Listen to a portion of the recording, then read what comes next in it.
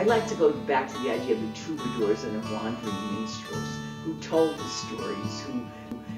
stories that carried a culture from one generation to the next. And I see poetry as having that function in society to carry the stories from one generation to the next, and not to make it such an esoteric or surfacey thing that it can't reach people.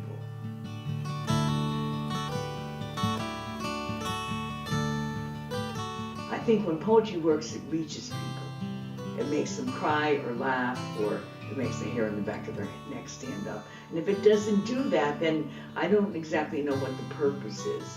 I could say that is very beautiful language, but if I don't have some reaction to it in a physical way, then I don't think it's working.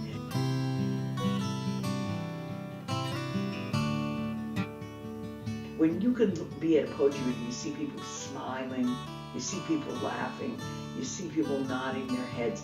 They're responding to the work in a really physical way. Because I think poetry is rooted in the body. It's not rooted in the head, which I think what's wrong is that some of these poets are all in the head and nothing in the gut. I prefer to start with the gut and work up. Next is a good friend of mine. She is the founder of the Patterson Poetry Center in Patterson, New Jersey, which is a very famous literary city, as you know. She has won the American Book Award, and she reads all over. We've read all over. We've played Malta, we've played Helsinki, and we were earthquakes in Italy last summer. So please welcome Maria Mazziotti Gillan.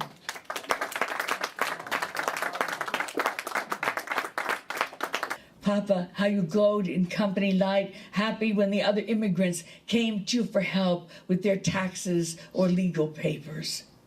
It was only outside that glowing circle that I denied you. Denied your long hours as night watchman at Royal Machine Shop. One night, riding home from a date, my middle-class American boyfriend kissed me at the light. I looked up and met your eyes as you stood at the corner near Royal Machine. It was nearly midnight, January, cold and windy. You were waiting for the bus, the street light illuminating your face. I pretended I did not see you. Let my boyfriend pull away, leaving you on the empty corner, waiting for the bus to take you home. You never mentioned it. Never said that you knew how often I lied about what you did for a living, or that I was ashamed to have my boyfriend see you, find out about your second shift work, your broken English. Papa, I honor the years you spent in menial work, slipping down the ladder while your mind so quick and sharp longed to escape. Honor the times you got out of bed after sleeping only an hour to take me to school or pick me up. The warm bakery rolls you bought for me on the way home from the night shift, the letters you wrote to the editors of local newspapers. Papa, silk worker, janitor, night watchman, immigrant Italian. Better than any father knows best father, bland as white rice. With your wine press in the cellar, with the newspapers you collected out of garbage piles to turn into money you banked for us. With your mousetraps, with your cracked and calloused hands, with your yellow teeth. Papa dragging your dead leg through the factories of Patterson. I am outside the house now, shouting your name.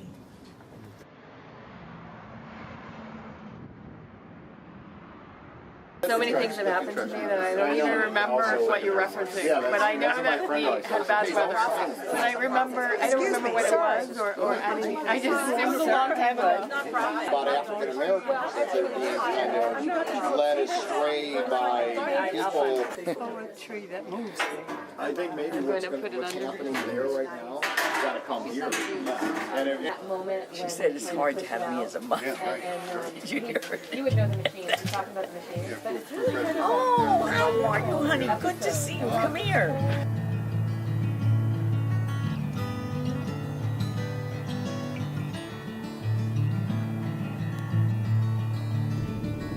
You worked the whatever the shift is from 3 to midnight. See, Royal. 1888. And see, my boyfriend and I were riding there and coming down, and my father was waiting on the corner for the bus. Oh my God. And it was January, and I wanted my boyfriend to see my father waiting for the bus. So I pretended I didn't see him. It was horrible. We make a left at this corner over here. This is 3rd Avenue. This was the shoemaker shop over here.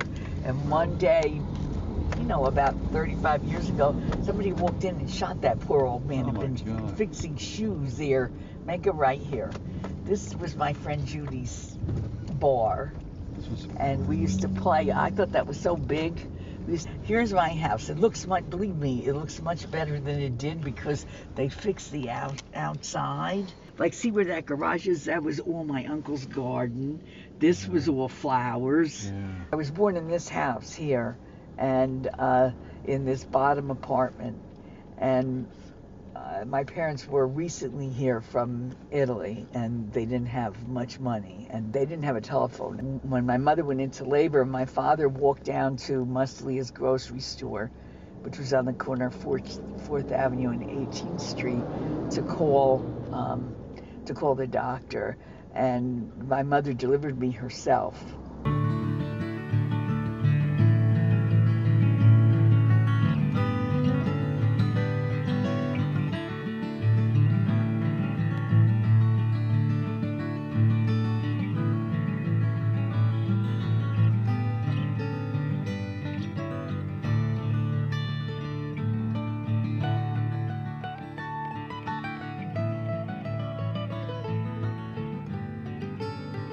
I think with all of us, we started imitating the people who were reading. So I was lucky. I had wonderful, wonderful teachers at Eastside. Who were you reading avidly back then? Oh, E. Cummings, Amy Lowell, T.S. Eliot, Yeats, everybody. All the big modern poets.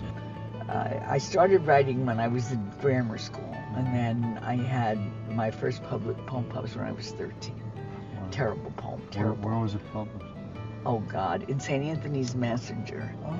And the irony is that St. Anthony's Messenger was a magazine that went to all the Catholic households in the 50s, you know. Everybody who was Catholic got St. Anthony's Messenger. Maybe they pushed it through the church, I don't know.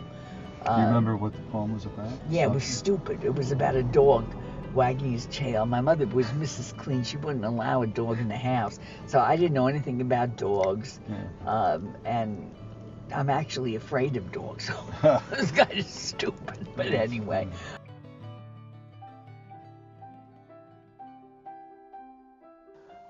For me, the poetry will always be associated with Patterson.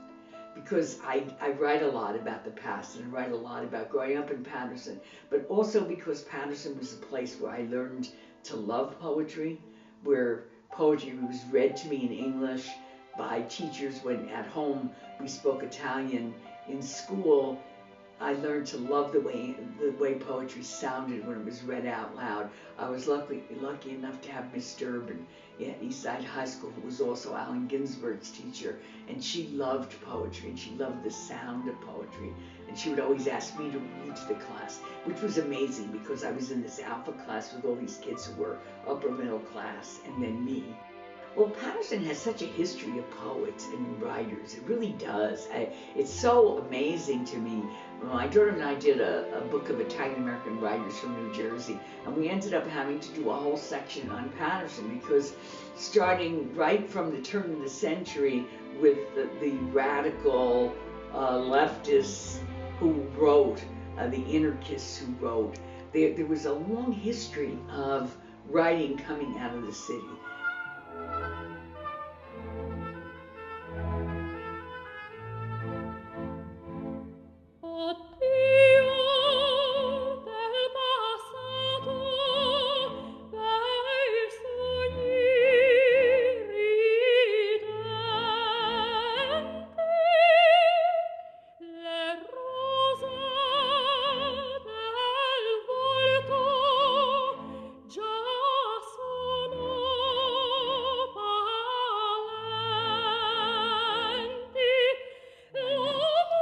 In kindergarten, English words fell on me thick and sharp as hail.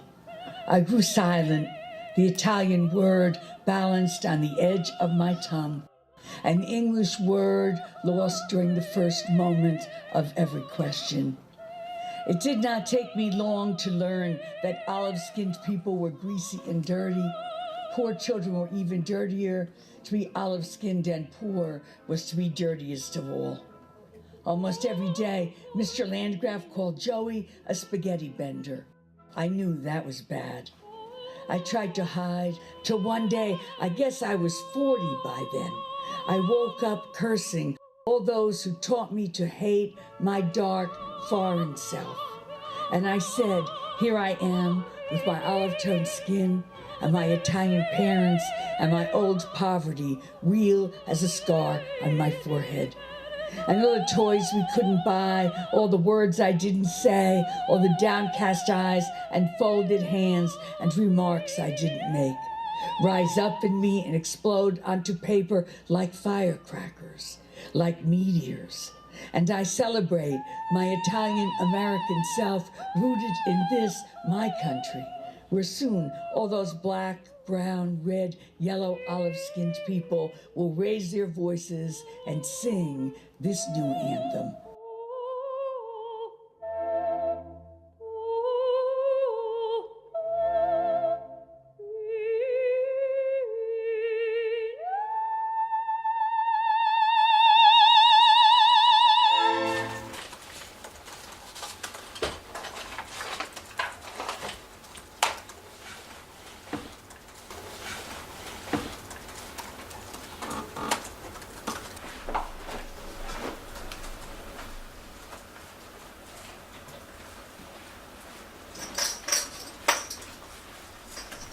And it was taken in Italy, and there's this woman standing there, and I go sitting there, and I said to my daughter, "Who is that woman?" And she goes, "Who is that woman? That's you." And I said, "That can't be me." She goes, "Believe me, it's you." So it was so wonderful to see that and think, did I ever look like that? Man, that was pretty good. All right, did you bring any poems for me that you'd like to read? Anybody? I give the busboy a pained expression as she says it. He is Greek or Iranian or Turkish or Samoan. I'm no better than her at guessing. She has been taught that brown means roll your R's. She has been taught to kick sand gently. I have been taught to avert my gaze. Oh, that's so wonderful. I still like eating gummy bears and watching men in foam rubber monster suits knock down cardboard models of downtown Tokyo while in my pajamas. My students would be horrified. They all think I'm a grown-up. The other day, one student looked at my newly shaven face and said I looked 30 years younger. How fucking old did you think I was in the first place? I wonder if I have a vitamin deficiency, one that prevents my body from absorbing fun, prevents me from getting drunk enough, making me sick after just one drink. Gone is the time I could have learned something. Gone is the time of before and now, and soon gone is the time of later. Through cardboard holes of where a window once was, I see crystals of ice and think, maybe this is a snow globe. Maybe someone will shake us up. Maybe someone is going to drop us, and maybe we will shatter on the floor. Broken glass. There used to be a family here.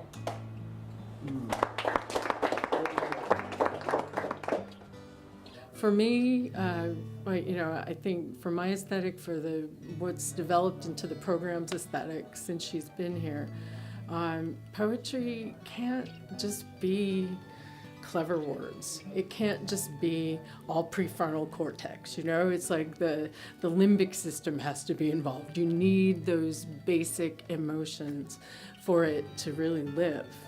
And that's what, she's really challenged everyone to do. A lot of the gatekeepers spend most of their time being exclusive. But Maria tries to open gates and smash down some gates that should have never been there to begin with. So besides her poetry, which is no one has the presence that Maria has in her own poems. Her poems and her are one. What you see is what you get. She's of the body.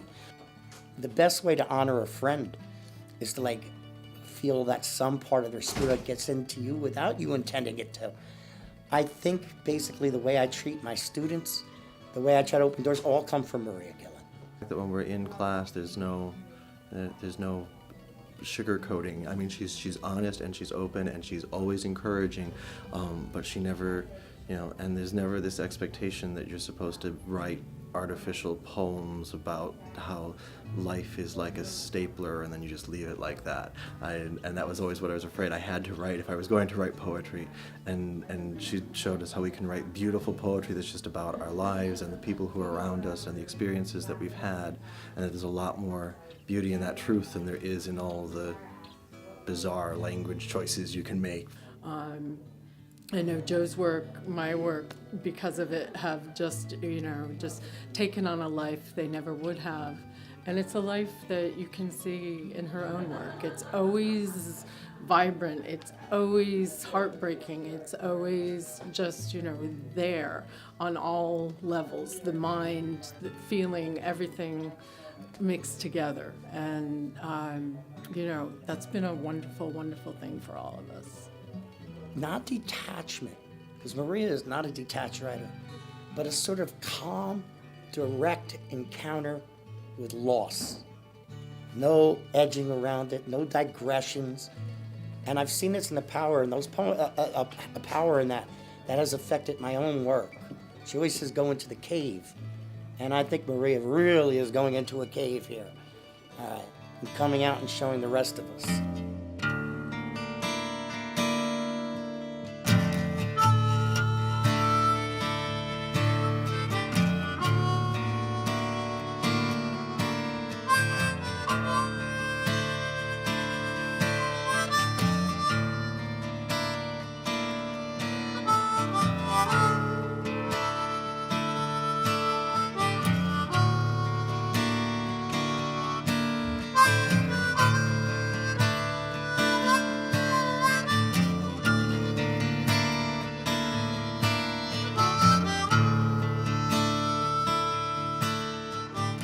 Maria, this question is, what advice do you have for young poets starting out?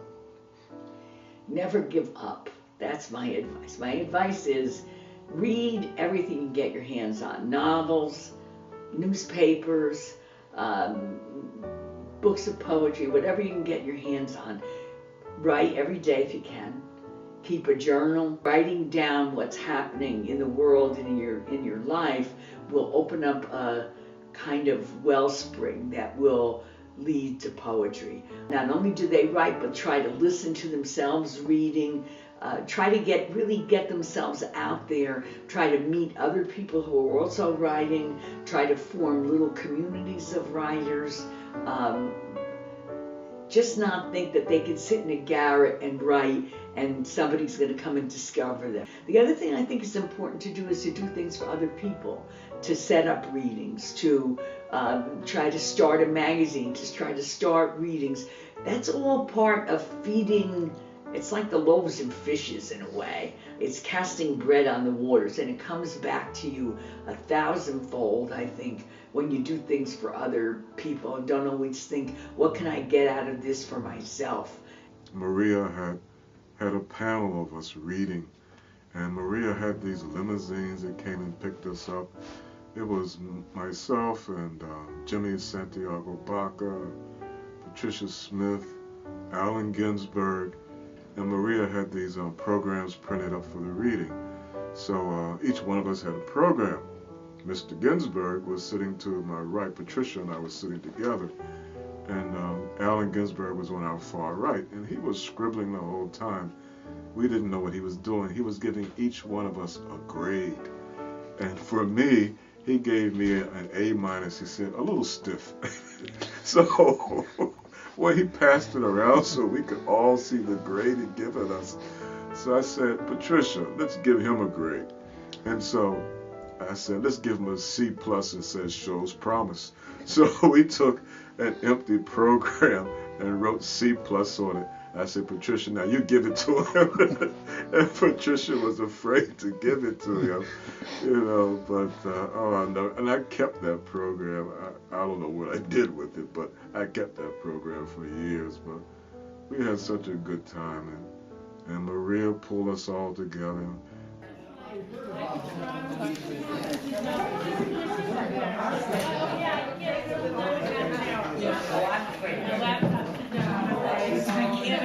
afraid. Morning, Lisa. Morning. Okay. Morning, Kevin. Morning.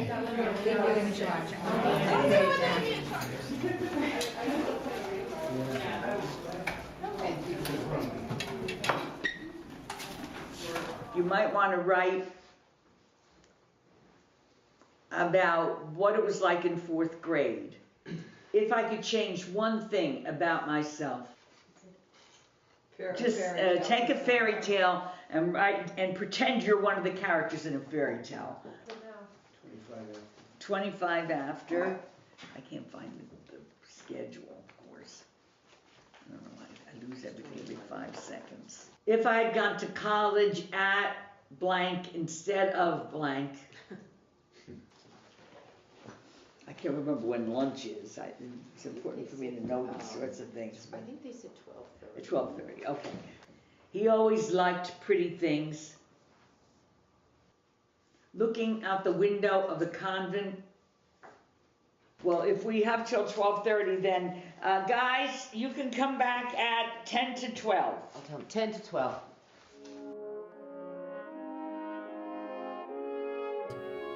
The women speak of God as though they know him well. He is a tame creature they invite to tea. He sits at their table, his finger crooked in just the proper way. They congratulate themselves on their catch. This guest, they are certain, is theirs. Watching them, a gray mouse of doubt grows as it feeds on me. Yet I reach toward you, even through this darkness. Reach, knowing you are a cataclysm, an apocalypse which no small boundaried world, clipped and safe, could possibly contain.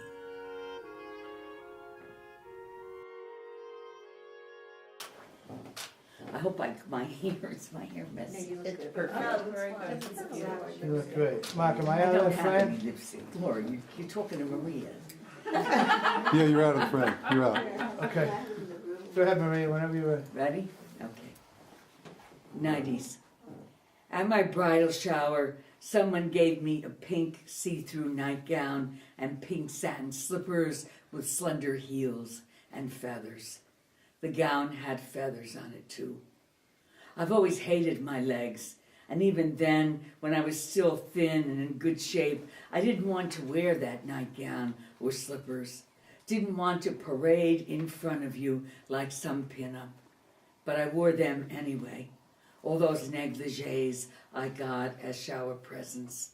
Sleazy nylon I didn't know was tacky.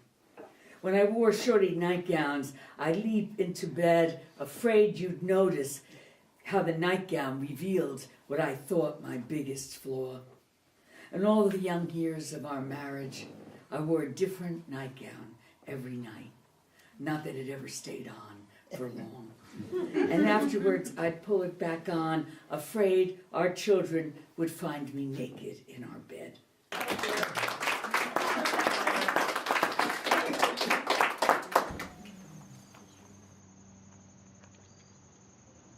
Oh, well, that's probably good. I mean, how many classes do you have to teach? Well, that's not too bad. They worked out a deal for me. I go up there and I teach all weekend.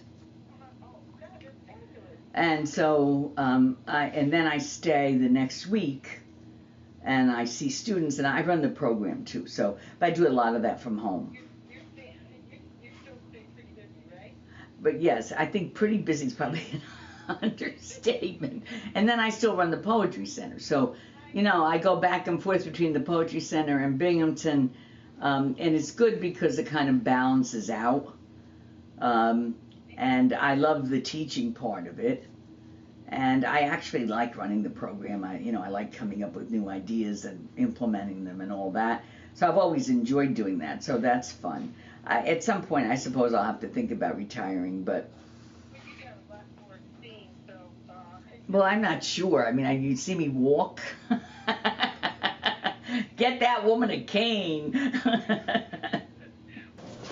My desk is over here, but I don't really write here. I write wherever. I'm used to writing around kids and grandchildren, and you know what I mean? I write whenever I can.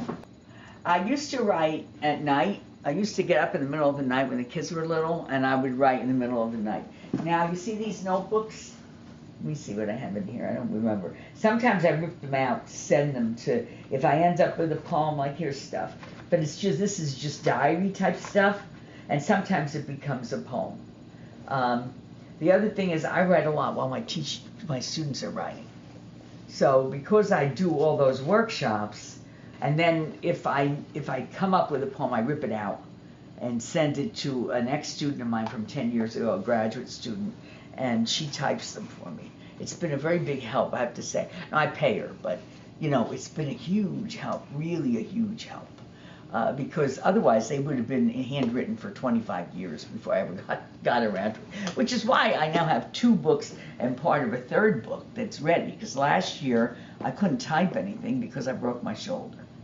So, oh wait, let me tell you. That's when Laura and I were in Sicily doing the reading tour, that was this big circus posters were all over, plastered on all the buildings in Caltanissetta. It was so exciting. Oh, this is my husband's shrine. Don't laugh. This is my husband's, this is his box, okay? And my daughter's gonna buy another box to put me in. Here's another picture. This is probably from about 1988. He already had the disease. You can see it in his face. But we went to Cold Spring Harbor. This is him when he was starting to get feeble. And then these are mass cards and stuff. I actually met Dennis in a very funny way. I was very, very shy and inarticulate. Very shy and inarticulate. So these poor people are stuck with me at dinner. I don't know what to say. I don't know how. I am just not socially that adept. And so, anyway, we proceed to the living room after we've had dinner, and the doorbell rings and Dennis comes in. And as soon as I saw him, I was like, oh my God. And then he said, Dick said, it's my friend. We've been friends since we were 3 years old. And Dennis sits down and they say, why don't you play your guitar? And takes out his guitar and plays his guitar.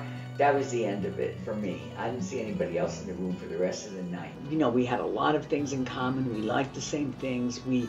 Once we went to Italy, in 1978, we went to Italy together. We went on a cruise and on a tour because we had never been out of the country before. We were like 2 naive asses. And so we go on this tour and don't realize the whole tour is going to be filled with upper middle class people, sort of middle-aged upper middle class people, which we didn't feel particularly middle-aged. They were kidding us. They look at the lovebirds, look at them. And the more we were around these people, and the more we realized that what they wanted to do was buy things. That's what at every stop of the bus, they would come back on the bus having purchased 5,000 pieces of crap. And we were interested in looking at Bernini's horses and Michelangelo's David, and that's what we really wanted to do. We were so excited to have gelato on the Via Veneto and all this, and they're interested in the watches they bought and the and so I think in some ways you look back at yourself when you're young and you think, I didn't realize how damn lucky I was and how much I had. I might not have felt like I had a lot, but looking back on it, first of all, you realize that when you're 38, you think you're old, and then when you actually get old, you realize that, remember when you used to be able to leap into a car without... I thought that by living in Hawthorne, which is a blue-collar town, it's not, this is not an upper crust, it's a blue-collar town. I thought by living there that I had reached the epitome of middle class stuff. My husband was blonde and blue-eyed. He grew up in a white colonial house like Dick and Jane. And, I just thought that somehow a magic wand had been waved over me and nobody would notice that I still sounded like the lower class kid I actually was and would always sound like. And so I had weird ideas about what I thought was going to make a difference. Maybe we all did.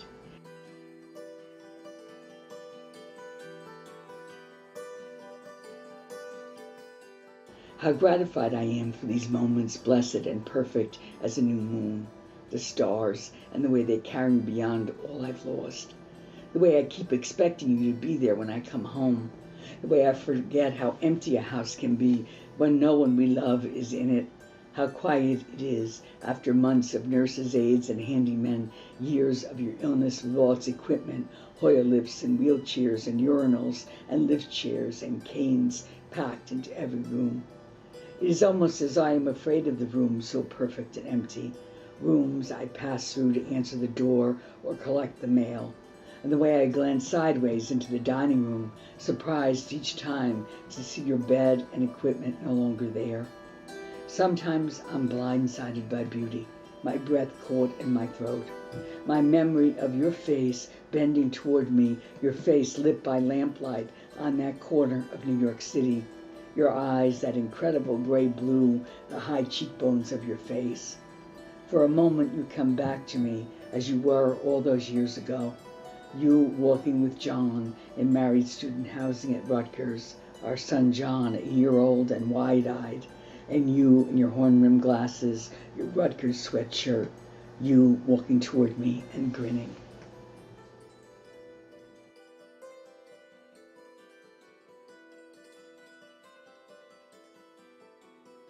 For me, my mother died, my sister died, my father died, my best friends of 40 years both died. It's like all these people, my husband died. Everybody around me was suddenly, not suddenly, but over 20 years, vamoosed. And so it's a strange sort of thing as your circle of people that were the closest to you vanish. You're suddenly really understanding what loneliness is, but also how much on your own you basically are.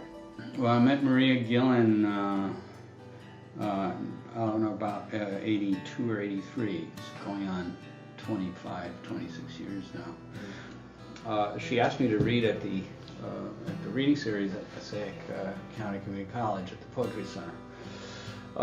Which was, as far as I'm concerned, in those days, one of the very few good venues to read in New Jersey that retained some sense of autonomy from the academy. Soon I realized that Maria was a force to be reckoned with in the poetry world in New Jersey and beyond eventually. And above all, she was a great promoter of poetry and a very enthusiastic person and a crazy woman. It's been a privilege to know her since 1980, both teaching at community colleges in New Jersey and watching her build a poetry center out of nothing was very inspiring. The whole time I was doing the Distinguished American Poets series and then the Great Swamp Poetry series, she was relentless in pursuing grants and making a place for poetry in Paterson where it belongs. Her energy, her love of people and talking and getting you involved in whatever she was planning and doing, and she was somebody who brought people together, and I think she's still doing it after all these years. In 1980 or maybe 1979, I applied to the State Council on the Arts for a grant so that I could run a poetry contest and to help fund the magazine and to help to give a little bit of money to people who came to read.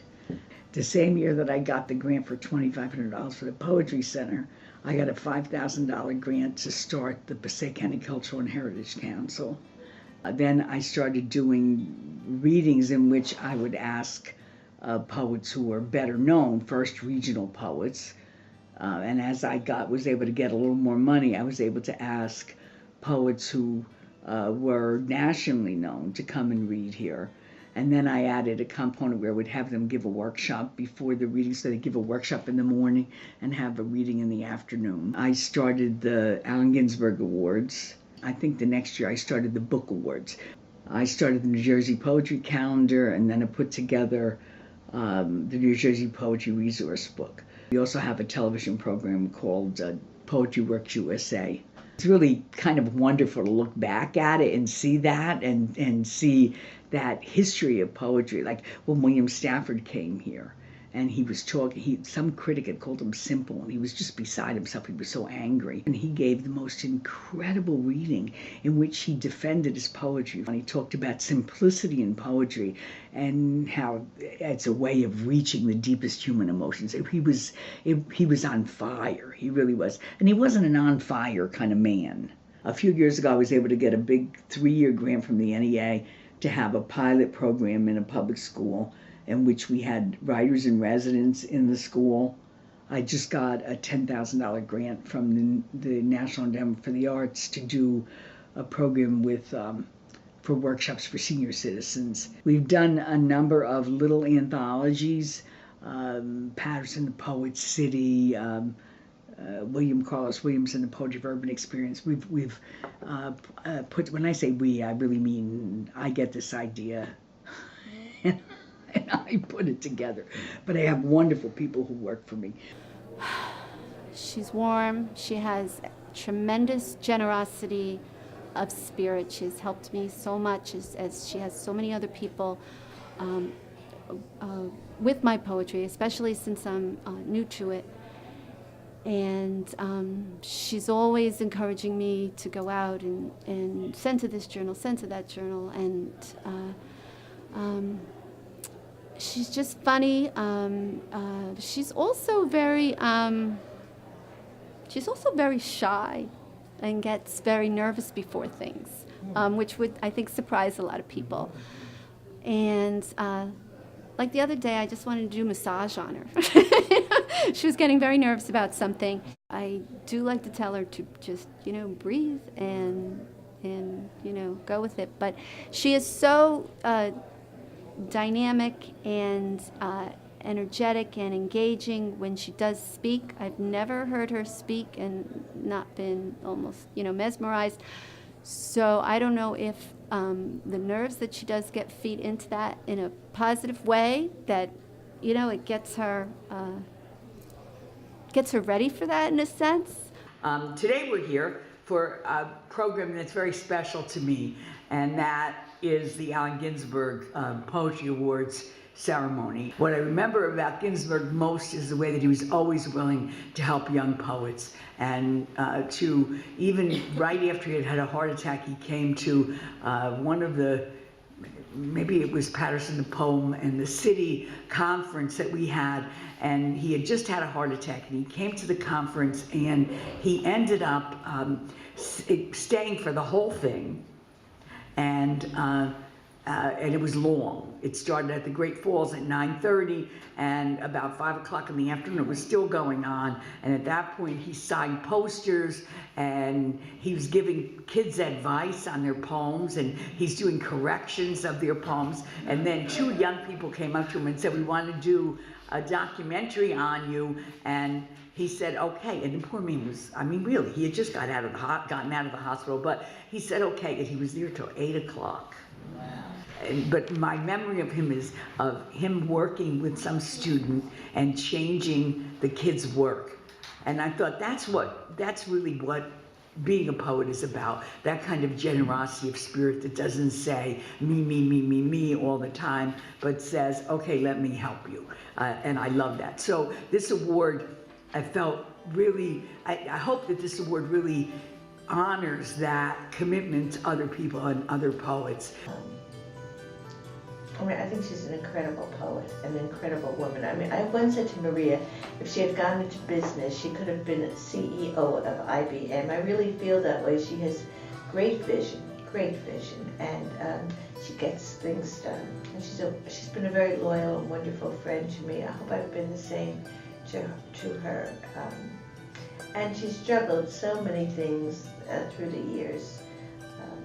Her on a personal level, she's a very loving, wonderful wife, a great mother, and her husband was ill for a long time, and she handled that. And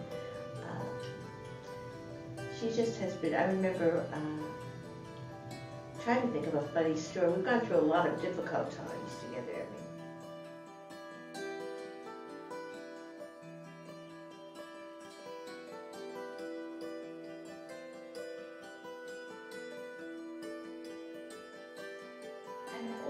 energy that she has given so many others, so much of what she has done in New Jersey is in her poetry. It's just so moving. She deserves all the awards, and I would not be surprised if her name will be one, her poems will be read, one of those few poets who will be read in 50 years.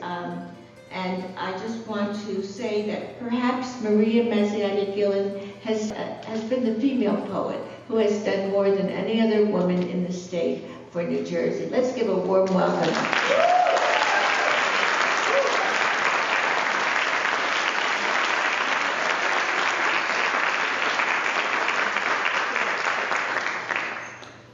Start with a poem to my son, or about my son, I should say. Those poems are without parallel for me in contemporary American poetry. They're so naked, so completely undefended, and at the same time, and they're undefended both ways in terms of protecting herself then and protecting herself now.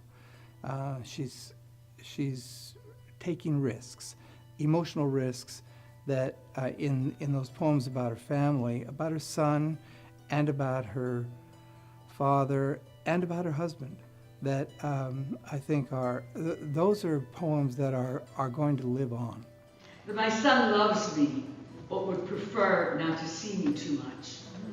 Every Sunday night, when I call him in Dallas, where he lives with his wife and 2 children, I can hear the heaviness in his voice, his hello tempered with impatience, our conversation stiff and stilted, though I always think I can talk to a stone. Strangers in buses and trains tell me their life histories.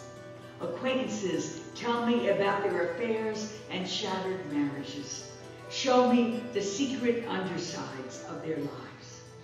My graduate students vie for my attention. They want to sit next to me and carry my bags and fetch my lunch.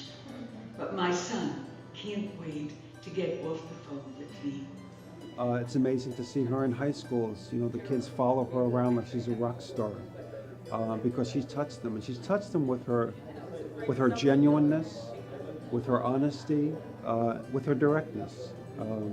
She is the real thing. She means what she said. And this is in the poems. The poems are absolutely without affectation, pretense. I'm reminded of something Lucille Clifton said. Lucille Clifton said, I don't write to impress, I write to be understood. And I think Maria writes to be understood. Maria writes to communicate. I ask him how the kids are, specific questions about school, ask about his wife, his job. He answers with 1 or 2 words. They're fine, or okay, or the same. My son is a lawyer. He was always brilliant with language, at least written language, and he can read a 300-page book in an hour and remember every detail. But with me, he turns mute as a stone. If I ask for help with some legal problem, of course he will give it. But I do not hear in his voice the lilt I hear in my daughter's voice when I call her. Instead, I hear reluctance, as though his attention were focused on some truly fascinating person and he can't wait to get off the phone. A lot of poets are afraid of being entertainers because that somehow disqualifies them as artists. But there's a thing it's an Italian term, la presenza, the presence, which must be there either in art or entertainment. In the greatest entertainers, it's there in Judy Garland, in Edith Piaf, so that even when they're self-destructing, there's still this power. And in art, that presence is very important. And Maria, I think, guards that idea of la presenza. The poet must be present. And I think that's what she sees lacking a lot sometimes in the poetry scene, and that's what she encourages in poetry. And I know she exemplifies it in her own. I tell stories that I hope will amuse him. But finally, after struggling and finding no response, I can't wait to hang up. I say, Well, John, have a good week. Give everyone a hug for me. I know my son has divorced me. Somewhere deep inside himself in a place he doesn't look at. I am too much for him. Too loud, too dramatic, too frantic, too emotional. I laugh too much. I wear him out in a minute and a half. If he never saw me again, he wouldn't miss me. And this is something I can't face about someone I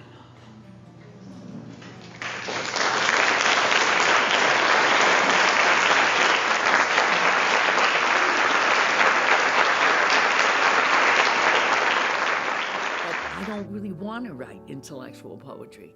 I tried for a long time to do that, but then I finally realized that that's really not what I was supposed to be doing.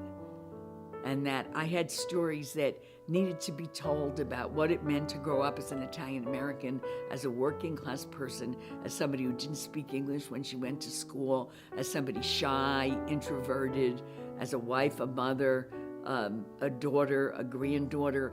All those things are part of what make me the person I am, just as Longfellow's beautiful house and wealth made him the kind of poet that he was. She's one of these people who has made it her goal to make poetry available and to see poetry as a way of dealing with issues of immigration in her own work, which it's there, and of the urban scene and growing up in America and dealing with the issues that you'd have to deal with in America in a very cogent, very passionate way. I do remember a conversation we had by telephone in 1991. I was living in Philly on Haverford Avenue, and my wife at the time, we had 2 cats. And Maria called me, and I was in my study that day.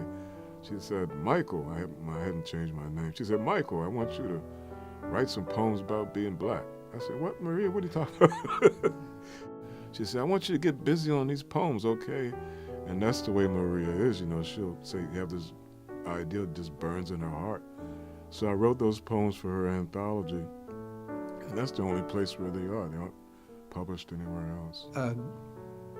The anthologies that you put out of Unsettling America, I found extremely valuable as a teaching tool.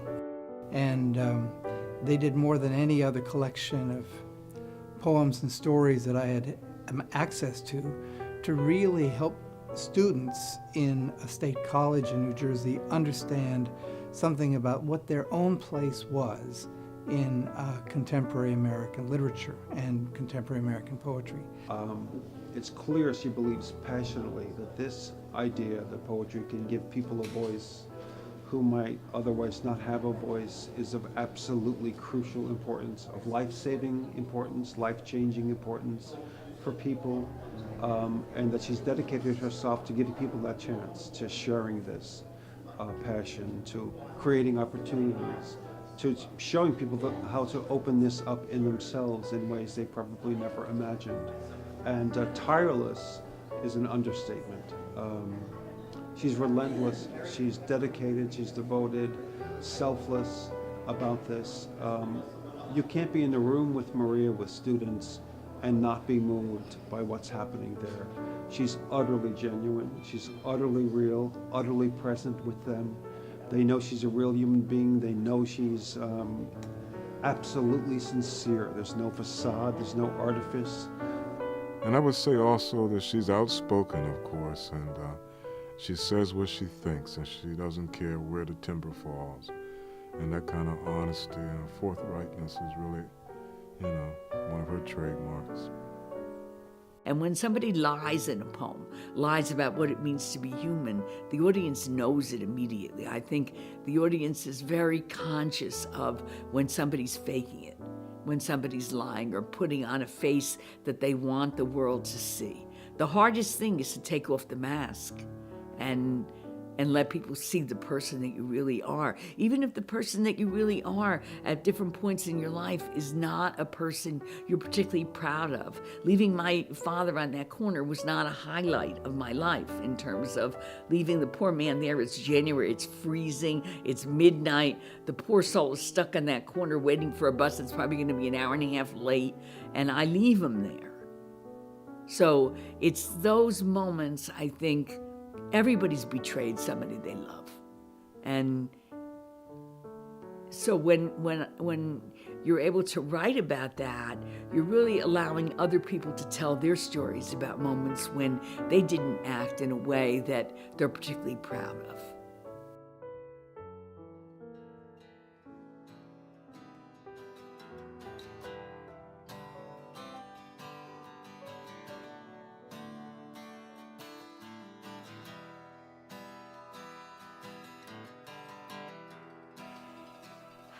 I do think that we all have a kind of crow who sits on our shoulders. And the crow has, you know how a crow has a very long beak and he whispers in your ear. And he has in his beak, or she has in his mouth, all the negative things that have ever been said to us by parents, by teachers, by lovers or husbands or wives or friends. All those negative things are in the crow's mouth, and if you listen to the crow, you won't be able to write poetry, you won't be able to do anything in your life, no matter what it is. So I think that poetry doesn't start up here, it starts down here, and you have to be able to move down to this very deep place inside yourself. I call that place the cave. The crow guards the cave, guards the mouth of the cave. He doesn't want you to go into the cave. And in the cave are all the good and bad things that have ever happened to you. And in the cave are all the voices also of all the people who are part of your life. In a way, when we write, we find the stories we have to tell. And I mean have. We need, the stories we need to tell are in the voices that we've heard our whole lives. The voice we have to shut up is the voice of the crow who tells us we're not good enough, we're not smart enough, we're not thin enough, we're not beautiful enough, we're not talented enough. We have to get rid of that crow so we can move into the cave. And it's scary.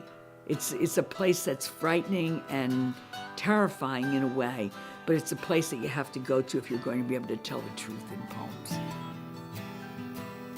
Hear the voices of the great falls, hear them echo through these urban canyon walls.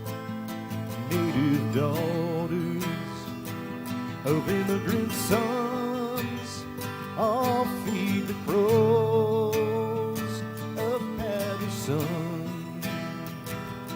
Old world women in widows black, wearing their sorrow like feathers on their backs. They grieve for husbands, they grieve for sons, and feed the crows of Patterson.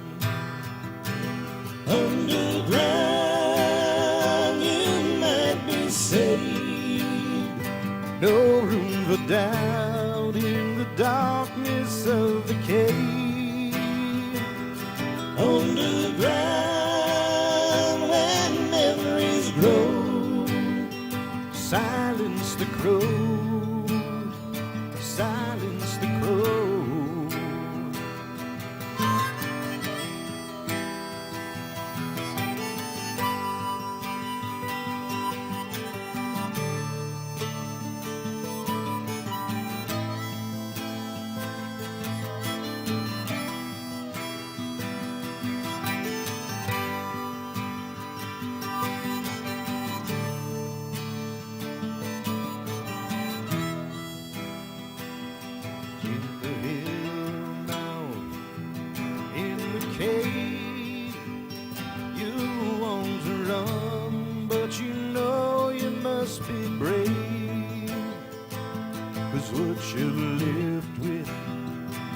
When you are done, won't feed the crows.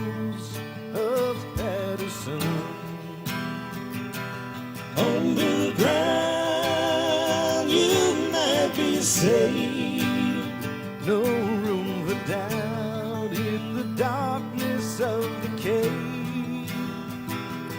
Underground where memories grow, silence the crow, silence the crow.